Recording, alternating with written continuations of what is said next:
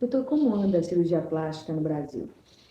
Olha, eu por uma coincidência, eu tenho um contato assim muito grande, mas eu digo coincidência porque neste fim de semana passado eu fui a Manaus, num congresso em torno de queimaduras, sequelas de queimadura, e fiquei surpreendido de sentir lá longe um interesse muito grande e a qualidade de muitos cirurgiões que trabalham naquela região.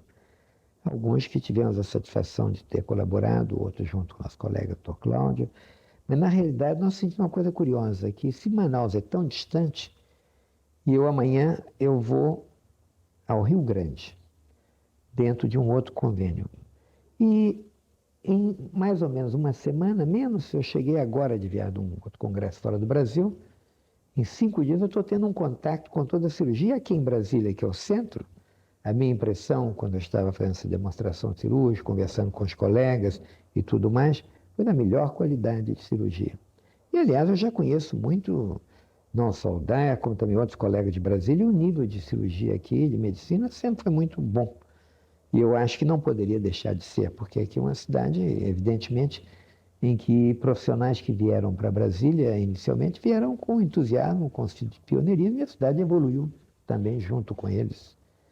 E eu acho que foi uma satisfação muito grande, mas nenhuma surpresa, eu já tinha vindo a congressos aqui, tinha estado anteriormente. De modo que alguma cidade mais no norte, como a zona agora, no Rio Grande eu vou encontrar um nível muito bom, excelente de cirurgia, em São Paulo, muito bom no Rio. Agora, é evidente que em toda especialidade existem profissionais bem formados, outros menos bem formados, e isso faz parte de qualquer atividade humana. Mas a cirurgia plástica no Brasil, pelo esforço de muitos que temos, de uma certa maneira, lutado por uma formação que era difícil anteriormente, ele quer muitos serviços, mas com uma base na medicina e na cirurgia geral, e sendo muito ecumênicos, aceitando saber onde ele está e procurando dar ao profissional uma formação muito ampla. Porque o que acontece com a cirurgia plástica é que ela cresceu muito. Então, o mesmo cirurgião não pode fazer toda a cirurgia plástica, maxilofacial, microscópica, cirurgia de mão, cirurgia estética. Ele pode, mas ele tem a obrigação de conhecer toda ela, para depois sentir o campo que ele vai se dirigir. E na nossa formação hoje, nós conseguimos, então, vários professores associados no curso que damos na PUC entre a clínica e a Santa Casa, e muita coisa que nós achávamos que sabíamos muito, nós encontramos outros que sabem mais. É uma evolução natural. Então, temos várias subespecialidades para que o profissional possa ter uma formação muito ampla. Na verdade, é uma troca constante de experiências, no caso. É uma troca de experiência, mas eu digo, mas na formação de um profissional, que a formação é feita em 3 anos, portanto, são 5 anos. E, de um modo geral, 6, que geralmente tem 2 a 3 de cirurgia geral. Depois que ele se forma em medicina, ele tem que, para ser um bom cirurgião, ele tem que ter 2 a 3 anos de cirurgia geral. O ideal até 3 hoje em dia. Depois, então, ele vai fazer 3 anos de especialização. Foi dessa forma que nós conceituamos o curso.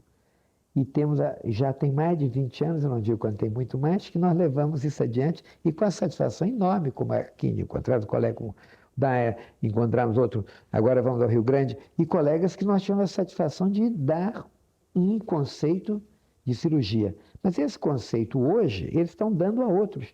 Então, o que é bonito é você ter criado um estado de espírito que deu à cirurgia a possibilidade de uma grande escola. E isto eu acho que é o mais importante que um ser pode deixar, que é ter as suas ideias, aquelas que são mais nobres, difundidas não só por si, como por outros também. O brasileiro tem procurado mais a cirurgia plástica corretiva ou a estética? Não, eu acho que a corretiva, eu gosto muito de ter, inclusive na minha própria clínica, muita cirurgia corretiva e gosto muito de cirurgia estética. Eu acho que é muito importante dar importância às duas, mas é evidente que diante temos que escolher uma ou outra, a corretiva é mais importante, porque é um segmento que nós vamos recuperar dentro da anatomia, da morfologia do indivíduo. Mas algumas vezes o sofrimento íntimo, subjetivo, de uma deformidade que não é importante para outros, pode ser tão importante quanto uma deformidade aparentemente importante. Mas que este conceito, que é o conceito do equilíbrio entre o indivíduo e a sua imagem, cada vez nós temos interessado mais por ele. Essa questão de procurarmos sentir o perfil psicológico do paciente. Sobretudo quando a gente lida com pessoas de nacionalidade diferente, como é o nosso caso, e pessoas de estado social diferente, tudo isso é fascinante, porque é um ser humano, vamos procurar conhecê-lo para dentro do conhecimento, procurando ferir o que representa para ele a deformidade. Agora, é evidente que com o tempo a gente aprende a fazer isso melhor, mas é evidente que também podemos errar. Você pode perfeitamente, na sua tranquilidade, na sua elegância, estar se comportando como um esquizofrênico elegante, tranquilo. E como é que eu vou saber? Eu teria que ter uma pesquisa muito maior. Então, naqueles casos que nós temos dificuldade, eu acho que é muito válido o lado do psicólogo, o lado de auxílios outros, que possam nos ajudar a interpretar o paciente. O senhor é um nome conhecido internacionalmente na cirurgia plástica. Como é que o senhor se sente quando passam pelas suas mãos pessoas tão importantes? Eu acho que a primeira coisa, e talvez eu tenha dado uma sensação de bem-estar a várias pessoas, porque todas são importantes para mim. Não existe uma pessoa mais importante que outra. Diante do médico, todo mundo se comporta, quando o médico deixa muito à vontade, na sua simplicidade de ser humano. E a partir daquele momento, cabe a nós guardar essa pequena magia de encontro, que pode ser de alguns minutos, muito lacaniana, em que os problemas são colocados para que o ser humano possa ser atendido. São todos iguais. Neste momento não há importância, não há coroas, não há posições. E este é o bom momento, é o momento de exposição de um ao outro. Nesse tempo de trabalho, o que mudou no padrão de beleza do Brasil?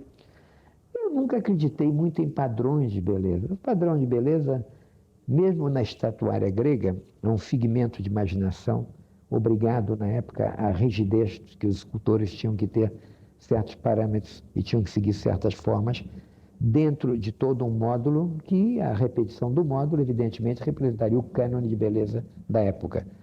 Então nunca houve uma liberdade de representação, porque aqui mesmo, do ponto de vista mercantil, já existe dentro de todas as propagandas um tipo ou um determinado momento que seja mais aceitável. Agora eu digo que há um padrão um pouco internacional dentro, a mulher hoje, olhando para você, você sente que ela é menos gorda, a ginástica passou a ser incorporada, o excesso já foi retirado um pouco, que a mulher passou a ser magra demais, muito musculosa, um pouco de feminilidade está voltando. Então nós temos este sentido, até chegando daqui a pouco as donzelas de Rubens. O senhor acha que a preocupação com a estética continua sendo maior na mulher? O homem também está preocupado com a estética? Não, o homem ele tem preocupações muito parecidas hoje. Ele se permite, hoje em dia, quando ele tem um abdômen grande, quando ele tem adiposidade, mas apenas o homem tem outras vaidades mais aparentes que a mulher. O seu ego ele está, de uma certa forma, mais condescendente com a sua forma.